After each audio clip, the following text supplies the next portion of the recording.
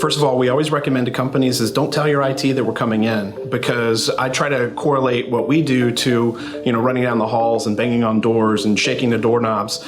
We do what we do very loudly. And the reality is, if your IT company or your support staff doesn't see us coming in, they definitely won't see the bad guys. Now, we do it because we're trying to test in a week as compared to the bad guys that may take months to do the work that they're doing. But first step is don't tell them we're coming and see if they notice. But when we come into an environment, we'll typically do an assessment of whatever you have set up in your specific environment to look for vulnerabilities or areas of exploitation where we can take advantage of a system to turn access from something that we shouldn't have into something that we do have.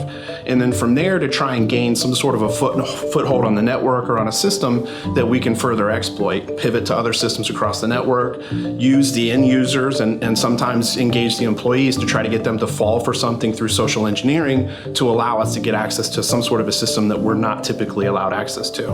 And then from there, you try to take it as far as you can to ultimately get to something like domain administrator rights or something that gives you the equivalent of being able to do whatever you can, the max of what you can possibly do on a network. But the important part in learning that is learning about all the things that are potentially wrong on the customer's network, and then building a customized remediation plan to come in and actually execute a plan to fix all of those gaps. Because if you know what the problems are, you should take steps to fix that. And we help not only find them, but fix them as well. Alpha One, we help you stay one step ahead of the bad guys.